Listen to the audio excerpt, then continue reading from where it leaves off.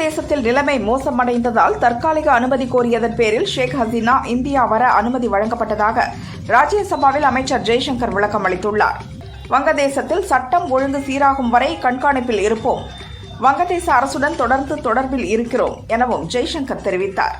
கலவரத்தால் பாதிக்கப்பட்டுள்ள வங்கதேசத்தில் இன்னும் 13,000 இந்தியர்கள் இருப்பதாக மத்திய வெளியுறவுத்துறை அமைச்சர் ஜெய்சங்கர் இன்று டெல்லியில் நடந்த அனைத்துக் கட்சி கூட்டத்தில் தெரிவித்தார்.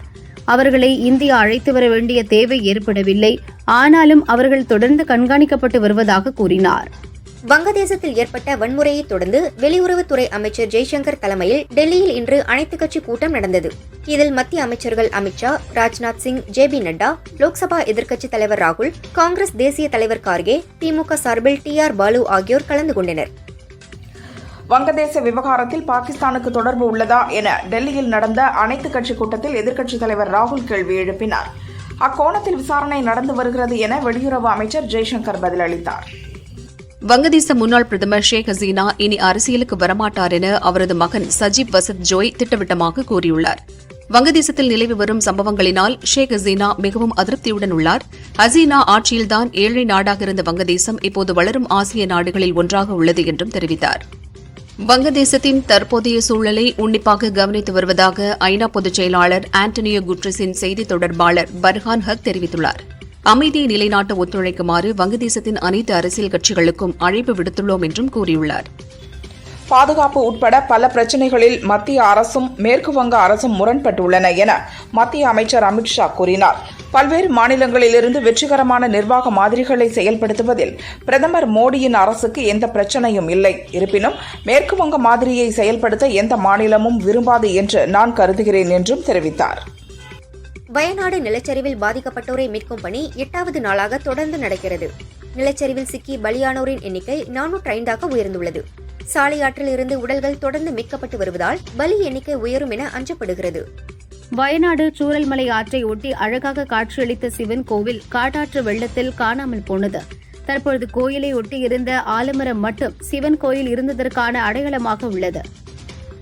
வயநாடு நிலச்சரிவுக்கு மேற்கு தொடர்ச்சி மலையில் தமிழகம் கனிம வளங்களை எடுத்ததுதான் காரணமாக கேரள அரசு கூறுவது பூகோளம் தெரியாத பேச்சு என தமிழக நீர்வளத்துறை அமைச்சர் துரைமுருகன் கூறியுள்ளார்.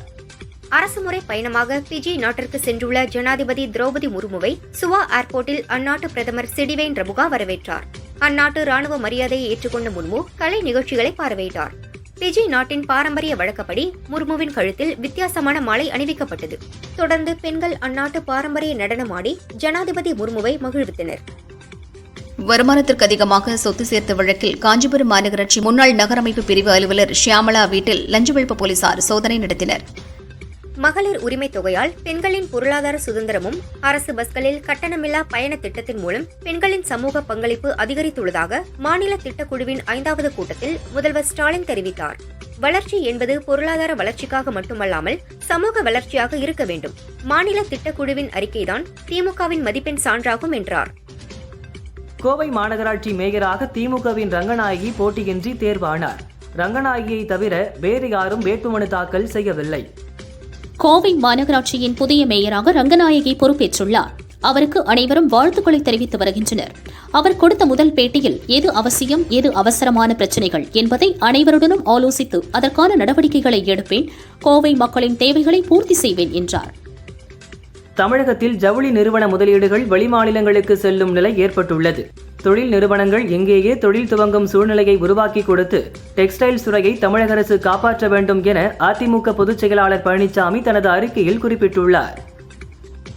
ராமநாதபுரம் மாவட்டம் பரமக்குடியில் உள்ள மாவட்ட அரசு மருத்துவமனையில் அமைச்சர் மா சுப்பிரமணியன் ஆய்வு மேற்கொண்டார். ஹாஸ்பிட்டல் முழுவதும் ஜெயலலிதா படம் இருந்ததை பார்த்து இதை அகற்ற உங்களுக்கு நேரமில்லையா என அதிகாரிகளிடம் டென்ஷன் ஆனார். நேற்று கூட வந்தீங்க, இந்த ஆஸ்பத்திரி முழுக்க இன்னமும் முதலமைச்சர் ஜெயலலிதா தான். இங்கே எல்லா பேனரும் ஜெயலலிதா தான் இருக்குது. உங்கள் கண்ணுக்கும் படலை. அவர் இங்கே சிஎம்ஓ கண்ணுக்கு தான் படலை, உங்கள் கண்ணுக்கும் படலை. அவ்வளோ அழகாக நிர்வாகம் நடத்துறீங்க. இலங்கை கடற்படையால் கடந்த 40 ஆண்டுகளில் 875 இந்திய மீனவர்கள் கொல்லப்பட்டுள்ளதாக ராஜ்யசபாவில் வைகோ குற்றம் சாட்டினார். மீனவர்கள் கொலையை தடுக்க மத்திய அரசு தவறிவிட்டது. இலங்கை கடற்படையால் பெருந்துயரத்திற்கு ஆளாகியுள்ள தமிழக மீனவர்கள் இந்திய குடிமக்களா இல்லையா என்பதை அறிய விரும்புவதாக மத்திய அரசிடம் வைகோ கேள்வி எழுப்பினார். மக்கள்தான் ஜனநாயகத்தின் எஜமானர்கள். அதற்கு ஆட்சியாளர்கள் தலைவணங்கியே தீர வேண்டும். சாதிவாரி கணக்கெடுப்புக்கு ஆதரவாக அனைத்து சமூக மக்களும் ஒன்று திரண்டு ஆட்சியாளர்களுக்கு அழுத்தம் கொடுக்க வேண்டும். அப்போதுதான் சாதிவாரி கணக்கெடுப்பு நடத்தப்பட்டு சமூக நீதி பாதுகாக்கப்படும் என பாமக நிறுவனர் ராமதாஸ் அறிக்கையில் வலியுறுத்தியுள்ளார். சமூக நீதி அனைத்து சமூகத்திற்கும் பரவலாக சென்று சேர வேண்டும். சாதிவாரி கணக்கெடுப்பை விடுதலை சிறுத்தை கட்சி ஆதரிக்கிறது. சாதிவாரி கணக்கெடுப்பு நடத்தினால் வன்னியர்கள் மட்டுமல்ல மற்ற சமூகத்தினரும் பயன்பெறுவார்கள் என விசிக தலைவர் திருமாவளவன் கூறினார். ஸ்ரீவில்லிபுத்தூர் ஆண்டாள் கோவில் தேரோட்டம் நாளை நடைபெறவுள்ளது. தேரோட்டத்தில் சாதியை குறிக்கும் டி ஷர்ட் அணிய தடை விதித்து ஹைகோர்ட் மதுரை கிளை உத்தரவிட்டுள்ளது. தேரோட்டத்தை அமைதியான முறையில் நடத்துவதை விருதுநகர் மாவட்ட கலெக்டர் உறுதி செய்யவும் அறிவுறுத்தப்பட்டுள்ளது. வங்கதேச உள்நாட்டு கலவரத்தில் அடுத்தடுத்து திருப்பம் ஏற்பட்டுள்ளது. பிரதமர் பதவியை ராஜினாமா செய்த ஷேக் ஹசீனா இந்தியாவில் தஞ்சமடைந்தார். வங்கதேசம் பார்லிமெண்ட் கலைக்கப்பட்டது. புதியதாக இடைக்கால அரசு அமைய ராணுவம் நடவடிக்கை எடுத்துள்ளது. ஆயுள் காப்பீடு மற்றும் மருத்துவ காப்பீட்டு பிரீமியங்களுக்கான ஜிஎஸ்டியை திரும்பப் பெற வலியுறுத்தி பார்லிமெண்ட் வளாக நுழைவாயில் முன்பு இந்திய கூட்டணி எம்பிக்கள் போராட்டத்தில் ஈடுபட்டனர். இதில் லோக்சபா எதிர்க்கட்சித் தலைவர் ராகுல், தேசியவாத காங்கிரஸ் கட்சி தலைவர் சரத் பவார், திமுக எம்பிக்கள் TR பாலு, ஆர் ராசா, திருச்சி சிவா உள்ளிட்டோர் கலந்து கொண்டனர். பாஜக மூத்த தலைவர் அத்வானி உடல்நலக் குறைவால் டெல்லி அப்போலோவில் அட்மிட் செய்யப்பட்டுள்ளார். 1 மாதத்துக்கு முன் டிஸ்சார்ஜ் செய்யப்பட்ட அவர் மீண்டும் இன்று அட்மிட்டான நிலையில் டாக்டர்கள் அவருக்கு தீவிர சிகிச்சை அளிக்கின்றனர். உடல்நிலை குறித்த மருத்துவ அறிக்கை விரைவில் வெளியாகும் என எதிர்பார்க்கப்படுகிறது. இங்கிலாந்து செல்லும் இந்தியர்கள் மிகவும் கவனமாக இருக்க வேண்டும்.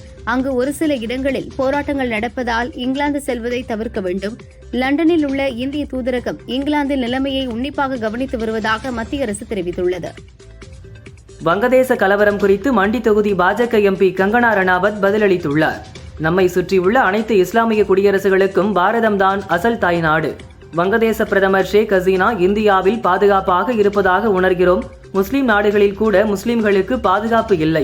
ராமராஜ்யத்தில் வாழ்வது எங்களுக்கு அதிர்ஷ்டம் என தனது வலைதள பக்கத்தில் கங்கனா குறிப்பிட்டுள்ளார். திருச்சி திருவானைக்காவல் அகிலாண்டேஸ்வரி கோயிலில் ஆடி தெப்ப திருவிழா நடந்து வருகிறது. 9ஆம் நாள் விழாவில் அம்மன் கோரதத்தில் வீதியுலா வந்தார். திரளான பக்தர்கள் பங்கேற்று சாமி தரிசனம் செய்தனர்.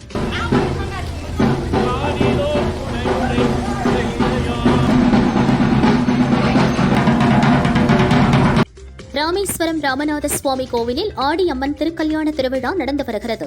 9ஆம் நாள் விழாவில் தேரோட்டம் வெகு விமரிசையாக நடந்தது. பக்தர்கள் கோஷம் எழுப்பி தேரை வடம் பிடித்து இழுத்தனர். 4 ரத வீதிகளிலும் திரண்டிருந்த பக்தர்கள் சுவாமி தரிசனம் செய்தனர். புதுச்சேரி நெல்லித்தோப்பில் புனித முன்னேற்பு அன்னை ஆலயத்தின் 173ஆம் ஆண்டு பெருவிழா கொடியேற்றம் ஆலய தந்தையர்கள் பொதுமக்கள் முன்னிலையில் சிறப்பாக நடைபெற்றது. ஆடம்பர தேர்பவனி விழாவின் முக்கிய நிகழ்வான ஆண்டு பெருவிழா வருகிற 15ஆம் தேதி கொண்டாடப்படுகிறது. புதுச்சேரி வெள்ளியனூரில் பிரசித்தி பெற்ற கோகிலாம்பிகை சமேத திருக்காமேஸ்வரர் கோவிலில் ஆடிப்புற திருவிழாவின் முக்கிய நிகழ்ச்சியான திருத்தேரோட்டம் இன்று விமரிசையாக நடந்தது.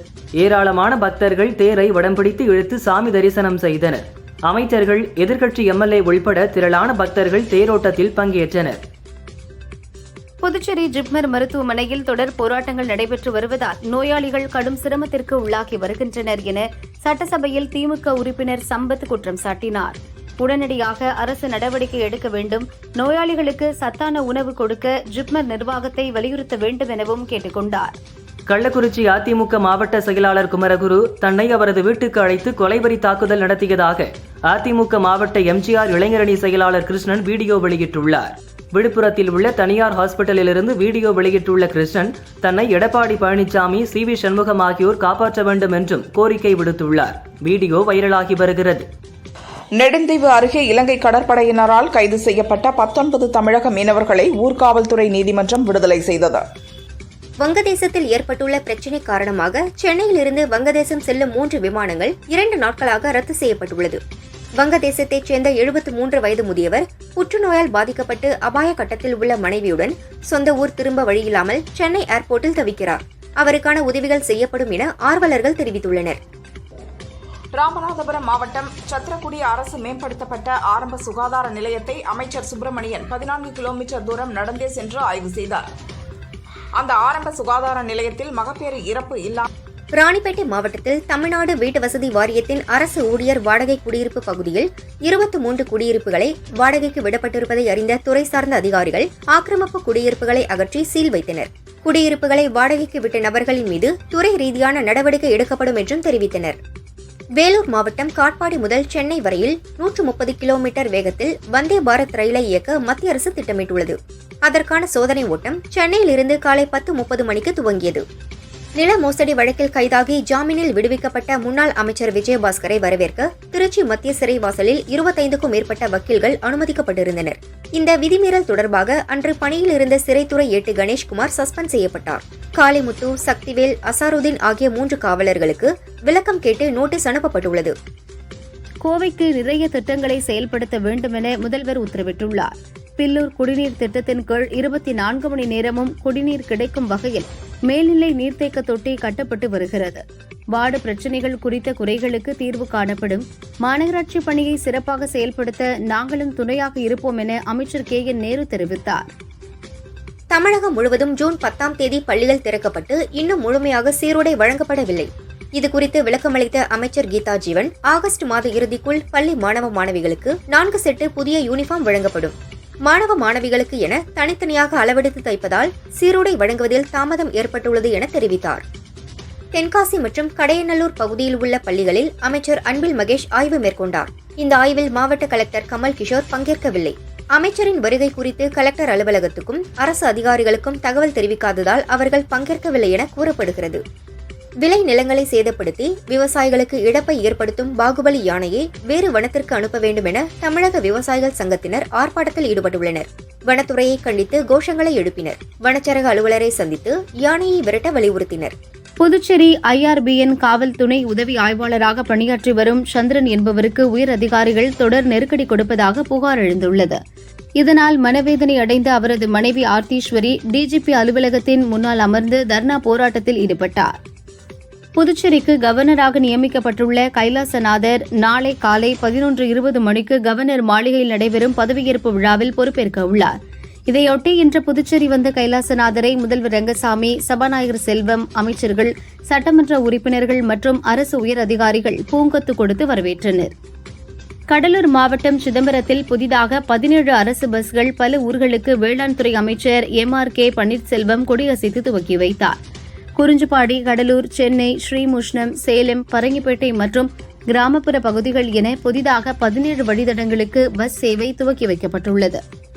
கோவை மாவட்டம் வால்பாறை நல்லக்காத்து எஸ்டேட் முதல் பிரிவில் வசித்து வரும் எஸ்டேட் கூலி தொழிலாளி லட்சுமி என்பவரின் வீட்டில் தீ பற்றியது. அருகில் இருந்த வடமாநில தொழிலாளி சந்தோஷ் என்பவரின் வீட்டுக்கும் பரவியது. தகவல் அறிந்த தீயணைப்புத் துறையினர் 1 மணி நேரம் போராடி தீயை அணைத்தனர். இதில் வீட்டில் இருந்த பெரும்பாலான பொருட்கள் தீயில் கருகி சேதமானது. சென்னை பழைய வண்ணாரப்பேட்டை சாலையில் பெருக்கெடுத்து ஓடும் கழிவுநீரால் பொதுமக்கள் அவதியடைந்துள்ளனர். பள்ளி மாணவர்கள், பொதுமக்கள் சாலையில் தேங்கி நிற்கும் கழிவுநீரில் நடந்து செல்வதால் தொற்றுநோய் அபாயம் ஏற்பட்டுள்ளது.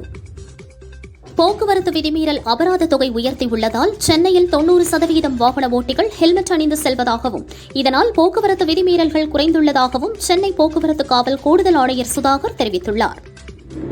நிலச்சரிவால் பாதிக்கப்பட்ட வயநாடு பகுதிக்கு தமிழகத்தில் இருந்து ஏராளமானோர் நிவாரணப் பொருட்கள் அனுப்பி வருகின்றனர். தேனி மாவட்டம் கம்பம் பகுதியில் இருந்து தன்னார்வலர்கள் இணைந்து பொதுமக்களிடம் காய்கறிகள், பிஸ்கெட் பாக்கெட்டுகள், தண்ணீர் பாட்டில்கள், அரிசி, வேட்டி, சேலை, பெட்ஷீட் உட்பட சுமார் 1 லட்சம் ரூபாய் மதிப்புள்ள பொருட்களை சேகரித்து பாதிக்கப்பட்ட மக்களுக்கு வழங்க கொண்டு சென்றனர். சேலம் மாவட்டம் கெங்கவல்லி ஒன்றிய தலைவராக சேலம் லஞ்ச ஒழிப்பு SSIயின் மனைவி கோமதி ஒருமனதாக தேர்வு செய்யப்பட்டுள்ளார். திமுகவினர் மாலை, சால்வை அணிவித்து உற்சாக வரவேற்பு அளித்தனர். ராணிப்பேட்டை மாவட்டம் வாலாஜா சுங்கச்சாவடி அருகே கனமழை காரணமாக தேசிய நெடுஞ்சாலையில் ஏற்பட்டுள்ள பள்ளத்தால் கனரக வாகனங்கள் 5 கிலோமீட்டர் தூரம் வரை அணிவகுத்து ஊர்ந்து சென்றன. இதனால் வாகன ஓட்டிகள் மற்றும் பொதுமக்கள் கடும் அவதியடைந்தனர். திருப்பத்தூர் புதுப்பேட்டை ரோடு ரயில்வே மேம்பாலத்தில் மழைநீர் சாக்கடை கழிவுகளுடன் கலந்து குட்டை போல் வெள்ளம் தேங்கியுள்ளது.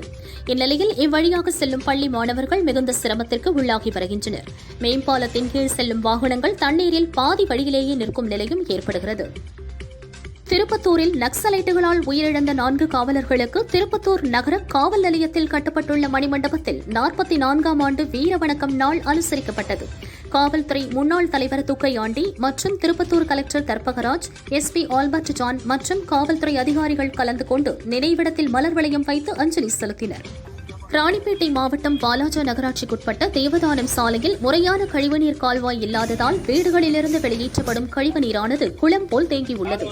இதனால் துர்நாற்றம் வீசியதோடு தொற்றுநோய் ஏற்படும் அபாயமாக உள்ளது என அப்பகுதியைச் சேர்ந்த பொதுமக்கள் தெரிவித்துள்ளனர். தஞ்சாவூரில் பள்ளி குழந்தைகளை மனு அளிக்க அழைத்து வந்தால் வழக்கு தொடரப்படும் என கலெக்டர் பிரியங்கா பங்கஜம் எச்சரிக்கை விடுத்துள்ளார். மனு அளிக்க பள்ளி சிறுவர்களை அழைத்து வந்த பெற்றோரை கடிந்த கலெக்டர், பெற்றோர் பொறுப்பு, முதலில் குழந்தைகளை பள்ளியில் விட்டுவிட்டு வாருங்கள் என அறிவுறுத்தினார். 7வது ஊதிய உயர்வை புதுச்சேரி பிஆர்டிசியில் அமல்படுத்த வலியுறுத்தி பிஆர்டிசி கூட்டு போராட்டக்குழு சார்பில் கண்டன ஆர்ப்பாட்டம் நடைபெற்றது. இதில் 100க்கும் மேற்பட்ட ஓட்டுநர்கள், நடத்துனர்கள் மற்றும் ஊழியர்கள் கலந்து கொண்டு கோரிக்கைகளை வலியுறுத்தி கண்டன கோஷங்களை எழுப்பினர். ஜிப்மர் மருத்துவமனையில் கள்ளக்குறிச்சி விஷச்சாராயம் அருந்தி சிகிச்சை பெற்று வந்த மோகன் என்பவர் சிகிச்சை பலனின்றி இறந்தார். கடந்த ஜூன் மாதம் 19ஆம் தேதி சிகிச்சைக்காக ஜிப்மர் மருத்துவமனையில் அனுமதிக்கப்பட்ட நிலையில் அவர் உயிரிழந்துள்ளார். திருவாரூர் மாவட்டம் குன்னியூர் கிராமத்தில் கடந்த 2 மாத காலமாக குடிநீர் முறையாக வழங்கப்படவில்லை என அப்பகுதி மக்கள் குற்றம் சாட்டினர். ஊராட்சி மற்றும் மாவட்ட நிர்வாகத்திடம் பலமுறை மனு அளித்தும் நடவடிக்கை எடுக்கப்படவில்லை என கூறி மறியல் போராட்டத்தில் ஈடுபட்டனர். கடலூர் துறைமுகம், சிதம்பரம் ரயில் நிலையங்கள் இடையே ரயில்வே பாதை பராமரிப்பு பணிகள் நடப்பதால் ரயில் சேவைகளில் மாற்றங்கள் செய்யப்பட்டுள்ளது. எஸ்எம்பிடி பெங்களூர் காரைக்கால் தினசரி ரயில் இன்று முதல் 11ஆம் தேதி வரை விருதாச்சலத்திலிருந்து புறப்படும் என சேலம் கோட்டம் ரயில்வே நிர்வாகம் அறிவித்துள்ளது. கோவை மேட்டுப்பாளையம் கோத்தகிரி சாலை முதல் கொண்டை ஊசி வளைவில் 4 காட்டு யானைகள் சாலை ஓரமாக நின்றன. அந்த வழியாக வந்த வாகன ஓட்டிகள் பயந்து வாகனங்களை ஆங்காங்கே நிறுத்தினர். தகவல் அறிந்த வனத்துறையினர் யானைகளை பத்திரமாக வனத்திற்குள் அனுப்பினர். குன்னூர் மலைப்பாதையை பயன்படுத்தும் வாகன ஓட்டிகள் மிகுந்த எச்சரிக்கையுடன் மித வேகத்தில் செல்ல வனத்துறையினர் அறிவுறுத்தியுள்ளனர். சென்னை யாழ்ப்பாணம் இடையே புதிய விமான சேவையை செப்டம்பர் 1ஆம் தேதி முதல் துவங்க உள்ளதாக இண்டிகோ ஏர்லைன்ஸ் நிறுவனம் அறிவித்துள்ளது. பயண கட்டணம் 7,604 ரூபாயாக நிர்ணயம் செய்யப்பட்டுள்ளதாக தெரிவித்துள்ளது. சென்னை மைசூர் வந்தே பாரத் ரயிலில் சார்ஜ் போட்ட குஷ்நாத்கர் என்ற பயணியின் செல்போன் வெடித்ததால் பரபரப்பு ஏற்பட்டது. இதன் காரணமாக வாணியம்பாடி ரயில்வே ஸ்டேஷனில் நிறுத்தப்பட்ட ரயில் அரை மணி நேரம் தாமதமாக மீண்டும் புறப்பட்டு சென்றது. இது தொடர்பாக ஜோலார்பேட்டை இருப்பு பாதை காவல் நிலைய போலீசார் வழக்கு பதிந்து விசாரிக்கின்றனர். வேலூர் மாவட்டம் குடியாத்தம் அடுத்த காந்திநகர் கல்லூரி பகுதியில் ஸ்ரீதர் என்பவருக்கு சொந்தமான மாந்தோப்பில் நாட்டு துப்பாக்கியுடன் பதுங்கியிருந்த 2 பேரை போலீசார் சுற்றி வளைத்தனர். இதை கண்டதும் கோட்டி என்பவர் அங்கிருந்து தப்பியோடிவிட்டார். தரணி என்பவரை போலீசார் கைது செய்தனர். வனவிலங்குகளை வேட்டையாட வைத்திருந்த நாட்டு துப்பாக்கியை பறிமுதல் செய்தனர். வேலூர் மாவட்டத்தின் பல்வேறு பகுதிகளில் பலத்த காற்றுடன் கனமழை கொட்டி தீர்த்தது. சத்துவாச்சேரி பகுதியில் உள்ள கலெக்டர் அலுவலகத்தில் மரம் ஒன்று வேரோடு சாய்ந்து விழுந்தது. இதில் 20க்கும் மேற்பட்ட பைக்குகள் சேதமடைந்தன. ராணிப்பேட்டை மாவட்டம் வள்ளுவம்பாக்கம் ஊராட்சி பகுதியில் உள்ள ஏரியில் அனுமதியின்றி கனரக லாரி மூலம் மணல் திருட்டு நடந்தது. அதிகாரிகளிடம் அப்பகுதி மக்கள் புகார் அளித்தும் நடவடிக்கை எடுக்கவில்லை. இதனால் பொதுமக்கள் செய்தியாளர்களுக்கு தகவல் தெரிவித்தனர். செய்தியாளர்களை பார்த்ததும் மணல் திருட்டு கும்பல் பொக்லைன் இயந்திரம், லாரிகளை எடுத்துக்கொண்டு தப்பியோடினர். கும்பகோணம் அருகே தேவனாஞ்சேரி கிராமத்தில் உள்ள தர்மராஜா திரௌபதி அம்மன் கோயிலில் ஆடி தீமிதி திருவிழா நடந்தது. ஏராளமானோர் தீமிதித்து நேர்த்திக்கடன் செலுத்தினர். பெண் ஒருவர் குண்டத்தில் தீமிதித்த போது நிலை தடுமாறி விழுந்தார். பலத்த தீக்காயமடைந்த அவரை அங்கிருந்தவர்கள் மீட்டு ஹாஸ்பிட்டலில் அட்மிட் செய்தனர். அங்கு அவருக்கு தீவிர சிகிச்சை அளிக்கப்படுகிறது. கடலூர் மாவட்டம் சிதம்பரத்திலிருந்து சேலத்துக்கு அரசு பஸ் புறப்பட்டது. பஸ்ஸில் ஏறிய பயணி ஒருவர் புவனகிரிக்கு டிக்கெட் எடுத்து பயணித்தார். புவனகிரி போலீஸ் ஸ்டேஷன், அரசு ஹாஸ்பிட்டல், போஸ்ட் ஆபீஸ் நிறுத்தங்களில் அவரை இறக்கிவிட கண்டக்டர் மறுத்தார். இதனால் அவர்களுக்குள் வாக்குவாதம் ஏற்பட்டது. பயணி செல்போனில் வீடியோ எடுத்ததை பார்த்த டிரைவர் அவரை உடனடியாக பஸ்ஸிலிருந்து இறக்கிவிட்டு சென்றார். கேரள மாநிலம் மலப்புரம் மாவட்டம் நீலம்பூர் பஸ் ஸ்டாண்டிலிருந்து நீலகிரி மாவட்டம் கூடலூருக்கு சென்ற தமிழக அரசு பஸ்ஸில் நடத்துனருக்கும் பயணி ஒருவருக்கும் வாக்குவாதம் ஏற்பட்டது. வழிக்கடவு பஸ் ஸ்டாப்பில் பஸ் நிறுத்தப்பட்டது. பஸ்ஸிலிருந்து இறங்கியும் இருவருக்கும் வாக்குவாதம் நீடித்தது. பயணியின் கூட்டாளிகளும் சேர்ந்து தகராறில் ஈடுபட்டனர். பின்னர் நடத்துனரை தாக்கினர். தகவல் அறிந்த வழிக்கடவு போலீசார் பயணி உட்பட 4 பேர் மீது வழக்கு பதிவு செய்து விசாரிக்கின்றனர். சென்னையில் ஆபரண தங்கத்தின் விலை சவரனுக்கு 560 ரூபாய் குறைந்துள்ளது. ஒரு சவரன் 51,200 ரூபாய்க்கும் 1 கிராம் 6,400 ரூபாய்க்கும் விற்பனையாகிறது. வெள்ளி விலை கிராமுக்கு 4 ரூபாய் குறைந்து 87 ரூபாய்க்கு விற்பனை செய்யப்படுகிறது. நீலகிரி மாவட்டம் கூடலூரில் இந்த ஆண்டு குறித்த நேரத்தில் பருவமழை பெய்து வருவதால் விவசாயிகள் நெல் நடவு செய்யும் பணியில் ஈடுபட்டுள்ளனர். விவசாயத்திற்கு தேவையான தண்ணீர் கிடைத்ததால் விவசாயிகள் மகிழ்ச்சியடைந்துள்ளனர். கர்நாடக அணைகளிலிருந்து வெளியேற்றப்படும் உபரி நீர் குறைந்ததால் ஒகேனக்கல் காவிரி ஆற்றிற்கு நீர்வரத்து 24,000 கன அடியாக குறைந்துள்ளது. தூத்துக்குடி தருவை குளத்தைச் சேர்ந்த 22 மீனவர்கள் நெடுந்தீவு அருகே மீன்பிடித்துக் கொண்டிருந்தனர். அங்கு ரோந்து வந்த இலங்கை கடற்படை எல்லை தாண்டி மீன்பிடித்ததாக கூறி தமிழக மீனவர்கள் 22 பேரையும் கைது செய்தது. அவர்களின் 2 விசைப்படகுகளையும் பறிமுதல் செய்து இலங்கை காங்கேசன் துறைமுகத்திற்கு கொண்டு சென்றனர். நீர்வளத்துறை கட்டுப்பாட்டில் உள்ள வைகை, பேச்சிப்பாறை, அமராவதி, மேட்டூர் அணைகளை தூர்வார அரசாணை வெளியிடப்பட்டு முதற்கட்ட செலவுகளுக்காக ரூபாய் 3.63 கோடி ரூபாய் ஒதுக்கப்பட்டுள்ளது. அணையில் படிந்துள்ள வண்டல், களிமண்ணை விவசாயிகள் இலவசமாக அள்ளுவதற்கும் மீதியுள்ளவற்றை ஒப்பந்ததாரர் மூலம் விற்பதற்கும் ஏற்பாடு செய்யப்படும். கனிமங்களை விற்பனை செய்யும் போது அந்தந்த மாவட்ட கலெக்டர்கள் கண்காணிக்கவும் உத்தரவிடப்பட்டுள்ளது. முதுநிலை நீட் தேர்வு ஆகஸ்ட் 11ஆம் தேதி நடக்கிறது. தமிழகத்திலிருந்து 25,000 பேர் உட்பட நாடு முழுவதும் 2 லட்சத்திற்கும் மேற்பட்டோர் தேர்வு எழுத உள்ளனர். தமிழக தேர்வர்களுக்கு ஆந்திரா, கர்நாடகா, கேரளா மாநிலங்களில் மையம் ஒதுக்கப்பட்டது. இதற்கு பல்வேறு தரப்பிலும் எதிர்ப்பு கிளம்பியது. இதனால் 75% மேற்பட்டவர்களுக்கு தமிழகத்திலேயே தேர்வு மையங்கள் மறு ஒதுக்கீடு செய்யப்பட்டுள்ளது. போக்சோ சட்டப்பிரிவுகள் குறித்து தேசிய குழந்தைகள் உரிமை பாதுகாப்பு கமிஷன் விழிப்புணர்வு வீடியோக்களை தயாரித்து யூடியூபில் வெளியிட்டுள்ளது. இந்த வீடியோக்களை அனைத்து பள்ளிகளிலும் மாணவ மாணவியருக்கு காண்பிக்க பள்ளிக்கல்வித்துறை இயக்குநர் கண்ணப்பன் உத்தரவிட்டுள்ளார். ஆகஸ்ட் 10க்குள் மாணவர்களுக்கு ஒளிபரப்பவும் அதற்கான அறிக்கையை தாக்கல் செய்யவும் பள்ளி தலைமை ஆசிரியர்கள் அறிவுறுத்தப்பட்டுள்ளனர். இந்து மதம் குறித்து அவதூறாக பேசி யூடியூபில் வீடியோ வெளியிட்ட இயக்குநர் ப. ரஞ்சித் மீது நடவடிக்கை எடுக்க வேண்டும் என சென்னை போலீஸ் கமிஷனர் அலுவலகத்தில் பாரத் இந்து முன்னணி வடசென்னை மாவட்ட தலைவர் யுவராஜ் புகார் அளித்தார். அவர் பேசி வெளியிட்ட இந்து மத வெறுப்பு வீடியோவை யூடியூபில் இருந்து நீக்க வேண்டும் என்றும் புகாரில் தெரிவித்துள்ளார். சென்னை ஓட்டேரியில் ஆட்டோவில் உட்கார்ந்து மது அருந்துவதை தட்டி கேட்ட கோபத்தில் ஆட்டோவை தீ வைத்து கொளுத்தியவரை போலீசார் கைது செய்தனர். திருப்பத்தூர் மாவட்டம் ஆம்பூர் அடுத்த கன்னிகாபுரம் சென்னை பெங்களூரு செல்லும் ரயில் தண்டவாளத்தில் 45 வயது மதிக்கத்தக்க ஆண் ஒருவர் சடலமாக மீட்கப்பட்டுள்ளார். ஜோலார்பேட்டை ரயில்வே போலீசார் சடலத்தை மீட்டு ஆம்பூர் அரசு மருத்துவமனையில் பிரேத பரிசோதனைக்கு அனுப்பி வைத்தனர். இறந்தவர் விவரம் குறித்து விசாரித்து வருகின்றனர். திருச்சி மாவட்டம் தண்டாங்கோரை கிராமத்தைச் சேர்ந்தவர் திலீப் ராஜ், வயது 22. திருச்சி நோக்கி பைக்கில் சென்றபோது பெட்ரோல் இல்லாமல் நின்றது. இவரது நண்பர் ஆனந்த கிருஷ்ணன் திலீப்ராஜ் பைக்கை தள்ளியபடி சென்றார். அகிலாண்டபுரம் அருகே சென்றபோது இருவரும் நிலை தடுமாறி விழுந்தனர். பின்னால் வந்த அரசு பஸ் திலீப்ராஜ் பைக் மீது ஏறி இறங்கியது. இதில் அவரது காலில் எலும்பு முறிந்தது. ஆனந்த கிருஷ்ணன் லேசான காயங்களுடன் தப்பினார். கோவை மேட்டுப்பாளையம் குட்டையூரில் ராஜு என்பவரின் வீட்டின் பூட்டை உடைத்து பீரோவில் இருந்த 17 சவரன் தங்க நகைகள் மற்றும் 1 லட்சம் ரூபாய் ரொக்க பணத்தை மர்ம நபர்கள் கொள்ளையடித்து சென்றுள்ளனர். தகவல் அறிந்த காரமடை போலீசார் ஸ்பாட்டிற்கு சென்று ஆய்வு செய்து தடயங்களை சேகரித்தனர். கொள்ளை சம்பவம் குறித்து விசாரிக்கின்றனர். சேலம் மாவட்டம் எடப்பாடி போலீஸ் ஸ்டேஷனில் அதிகாலை 3 மணி அளவில் மர்ம நபர்கள் சிலர் பெட்ரோல் குண்டு வீசி சென்றனர். குண்டு சத்தம் கேட்டு காவலர் ராமச்சந்திரன் வெளியே வந்து பார்த்து அதிர்ச்சியடைந்தார். தகவல் அறிந்த உயர் அதிகாரிகள் குண்டு விழுந்த இடங்களை பார்வையிட்டனர். கைரேகை நிபுணர்கள் தடயங்களை சேகரித்தனர். சிசிடிவி காட்சிகளை வைத்து போலீசார் விசாரணை நடத்தி வருகின்றனர். தஞ்சாவூர் மாநகராட்சி பூக்கார தெரு பகுதியில் பாதாள சாக்கடை குழாயில் உடைப்பு ஏற்பட்டு பல மாதங்களாக கழிவுநீர் சாலைகளில் வழிந்தோடியது. இதனை சீரமைக்க 20 அடி ஆழ பள்ளத்தில் புதிய குழாய் அமைக்கும் பணியில் தொழிலாளர்கள் ஈடுபட்டிருந்தனர். அப்போது ஏற்பட்ட மண் சரிவில் சிக்கி ஜெயநாராயணன் என்பவர் இறந்தார். தேவேந்திரன் என்பவர் மீட்கப்பட்டு தீவிர சிகிச்சை பிரிவில் சேர்க்கப்பட்டுள்ளார். தஞ்சாவூர் மாவட்டம் ஐயம்பேட்டையில் ஃபரீனா டூர்ஸ் அண்ட் டிராவல்ஸ் நிறுவனத்தை நடத்தி கடந்த 2 வருடமாக தலைமறைவாக இருந்த ஹக்கீம் என்பவர் கைது செய்யப்பட்டார். இவர் தஞ்சாவூர் மாவட்டத்தில் 100க்கும் மேற்பட்டவர்களிடம் பல கோடி மோசடி செய்த வழக்கில் தேடப்பட்டு வந்த நிலையில் கோயம்புத்தூரில் போலீசார் சுற்றி வளைத்து கைது செய்தனர். மும்பையில் உள்ள தாதர் ரயில்வே ஸ்டேஷனில் சூட்கேஸில் சடலத்தை கொண்டு சென்ற 2 சந்தேக நபர்களை போலீசார் கைது செய்தனர். ஆர்பிஎஃப் மற்றும் ரயில்வே போலீசார் லக்கேஜ் சோதனையின் போது சூட்கேஸில் இருந்த சடலத்தை கண்டுபிடித்துள்ளனர். கைதானவர்கள் ஊனமுற்றவர்கள் என்பதால் சைகை மொழி நிபுணர் வரவழைக்கப்பட்டு விசாரணை நடக்கிறது. கொடைக்கானலில் போதை காளான் விற்பனை மீண்டும் தலை தூக்கியுள்ளது. சுற்றுலா பயணிகளை குறிவைத்து சில சமூக விரோத கும்பல்கள் கஞ்சா மற்றும் போதை காளானை விற்பனை செய்து வருகின்றனர். போதை காளானை எப்படி பயன்படுத்த வேண்டும், எங்கு கிடைக்கும் என்பது தொடர்பாக சோசியல் மீடியாக்களில் வீடியோ வெளியிட்டு விற்பனை செய்கின்றனர். இதனை தடுக்க வேண்டும் என அப்பகுதி மக்கள் கோரிக்கை விடுத்துள்ளனர். கோவை தொண்டாமுத்தூர் அருகே உள்ள விராலியூரில் அதிகாலையில் உணவு தேடி ஊருக்குள் நுழைந்த 3 காட்டு யானைகள் விவசாய தோட்டக்கூலி தொழிலாளி சந்துருவின் வீட்டை சேதப்படுத்தியது. சத்தம் கேட்டு 3 குழந்தைகளுடன் தோட்டத்திற்குள் ஓடி நூல் இழையில் உயிர் தப்பினார். அருகில் இருந்த குமார் என்பவர் வாகனத்தில் ஒலி எழுப்பி யானைகளை வனத்திற்குள் விரட்டினார். இந்த சம்பவத்தால் அப்பகுதியில் வசிக்கும் மக்கள் பீதியில் உள்ளனர். சென்னை பழமந்தாங்கல் அரசு பள்ளியில் 11ஆம் வகுப்பு படிக்கும் மாணவன் பள்ளிக்கு கஞ்சா கொண்டு வந்த சம்பவம் பெரும் அதிர்ச்சியை ஏற்படுத்தியது. இது தொடர்பாக போலீசார் விசாரிக்கின்றனர்.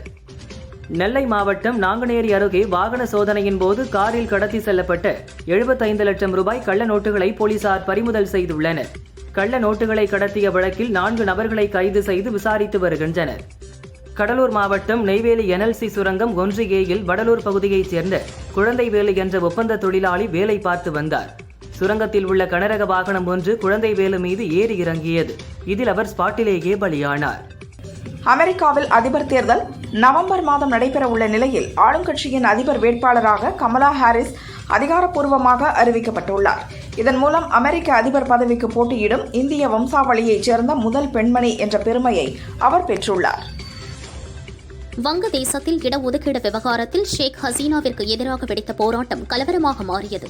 ஷேக் ஹசீனா தப்பிய நிலையில் அவரது கட்சியினரின் வீடுகளை போராட்டக்காரர்கள் சூறையாடி வருகின்றனர். இந்நிலையில் அந்நாட்டு முன்னாள் கிரிக்கெட் வீரரும் பார்லிமெண்ட் உறுப்பினருமான மஷ்ரப் பின் மோர்தாசாவின் வீட்டிற்கு போராட்டக்காரர்கள் தீ வைத்ததால் அங்கு பரபரப்பு ஏற்பட்டது. வங்காளதேசத்திலிருந்து ஷேக் ஹசீனா வெளியேறிய பிறகும் தலைநகர் டாக்கா மற்றும் சில பகுதிகளில் வன்முறை நிகழ்ந்துள்ளது. இதில் 100க்கும் மேற்பட்டோர் பலியாகியுள்ளனர். இந்து கோவில்கள் தாக்கப்பட்டுள்ளன. இந்துக்களின் வீடுகள் மற்றும் கடைகள் சூறையாடப்பட்டதாக கூறப்படுகிறது. பாரிஸ் ஒலிம்பிக் மல்யுத்தம் காலிறுதிப் போட்டியில் உக்ரைன் வீராங்கனையை வீழ்த்தி இந்தியாவின் வினேஷ் போகத் அரையிறுதிப் போட்டிக்கு முன்னேறினார். பெண்களுக்கான ஃப்ரீ ஸ்டைல் 50 கிலோ பிரிவில் காலிறுதியில் முன்னாள் சாம்பியனான ஒக்சானா லிவாச்சை 7-5 என்ற கணக்கில் தோற்கடித்து அரையிறுதிப் போட்டிக்கு முன்னேறினார். பாரிஸ் ஒலிம்பிக்கில் ஈட்டி எறிதலில் இந்திய வீரர் நீரஜ் சோப்ரா நேரடியாக இறுதிச் சுற்றுக்கு தகுதி பெற்றுள்ளார். நீரஜ் சோப்ரா தனது முதல் முயற்சியிலேயே 89.34 மீட்டர் தூரம் எறிந்து தனது தனிப்பட்ட சாதனையையும் படைத்தார். தங்கலான் இசை வெளியீட்டு விழாவில் பேசிய விக்ரம், நான் இந்த படத்தில் சிறப்பாக நடித்திருந்தால் அதற்கான அங்கீகாரம் அனைத்தும் இதற்கு முன் என்னை இயக்கிய AL விஜய், மணிரத்னம், ஷங்கர், ஹரி ஆகியோரை போய் சேரும். காரணம், இவர்கள் தந்த ஊக்கம், வடிவமைத்த கதாபாத்திரம், கொடுத்த உத்வேகம் தான் காரணம் என்றார். மற்ற இயக்குநர்களை குறிப்பிட்ட விக்ரம், தனக்கு திருப்புமுனை தந்த சேது, தேசிய விருது தந்த பிதாமகன் ஆகிய படங்களின் இயக்குநரான பாலா பெயரை சொல்லவில்லை. மறைந்த நடிகை ஸ்ரீதேவியின் மகள் ஜான்வி கபூர் தடக் என்ற படத்தின் மூலம் நாயகியாக அறிமுகமானார். ஹிந்தி தவிர்த்து தற்போது தெலுங்கிலும் நடிக்கிறார். தடக் படத்திற்கு பின் அவர் நடித்து தியேட்டர்களில் வெளியான Roohi, Mili, Mr and Mrs Mahi படங்கள் தோல்வியடைந்தன. கடந்த வாரம் வெளியான அவரின் உலாஜ் படமும் வசூலில் தடுமாறி வருகிறது. விக்ரம், மாளவிகா மோகனன், பார்வதி நடித்துள்ள தங்கலான் படம் ஆகஸ்ட் 15 ரிலீஸ் ஆகிறது. ரஞ்சித் இயக்கியுள்ள இப்படத்தின் இசை வெளியீட்டு விழா சென்னையில் நடந்தது. மாளவிகா பேசுகையில், இது எனக்கு மிகவும் உணர்வுபூர்வமான தருணம். தங்கலான் என் இதயத்தின் ஒரு பகுதி. என்னுடைய கலை உலக பயணத்தில் முக்கியமான படம். இதற்கு முன் இந்திய சினிமாவில் இதுபோன்ற கதாபாத்திரத்தை யாரும் ஏற்று நடிக்கவில்லை என நினைக்கிறேன் என்றார்.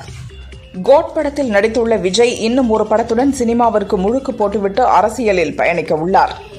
அவரது 69வது படத்தை வினோத் இயக்குகிறார். அரசியல் கதையில் உருவாகும் இதில் சமந்தா நாயகியாக நடிக்க உள்ளார். இப்போது இன்னொரு நாயகியாக மலையாளத்தில் வெளியாகி தமிழிலும் ஹிட் அடித்த பிரேமலு பட நாயகி மமிதா பைஜுவும் இணைகிறாராம். இதற்கான பேச்சுவார்த்தை நடக்கிறது. தமிழ் சினிமாவின் முன்னணி இசை அமைப்பாளர்களில் ஒருவர் அனிருத். அவரது பாடல்கள் காப்பி அடித்து உருவாக்கப்படுகிறது என அவ்வப்போது சர்ச்சைகள் எழும்.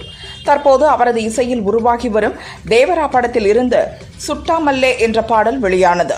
ஜூனியர் NTR, ஜான்வி கபூர் நடித்துள்ளனர். இந்த பாடல் மணிகே மகே ஹிதே என்ற சிங்கள பாடலின் காப்பி என ரசிகர்கள் சர்ச்சையை கிளப்பியுள்ளனர். நடிகர் கமல் கடந்த 7 சீசன்களாக பிக்பாஸ் எனும் நிகழ்ச்சியை தொகுத்து வழங்கி வந்தார். 8வது சீசன் விரைவில் துவங்கும் நிலையில் இதிலிருந்து விலகுவதாக கமல் அறிவித்துள்ளார். அவர் வெளியிட்ட அறிக்கையில், கனத்த இதயத்துடன் இந்த முடிவை எடுக்கிறேன். 7 ஆண்டு கால பிக்பாஸ் நிகழ்ச்சியிலிருந்து சிறு ஓய்வை எடுக்கிறேன். எனது சினிமா தொடர்பான அடுத்தடுத்த பணிகளால் இந்த முடிவை எடுத்துள்ளேன். நீங்கள் கொடுத்த அன்பு, ஆதரவுக்கு நன்றி என தெரிவித்துள்ளார்.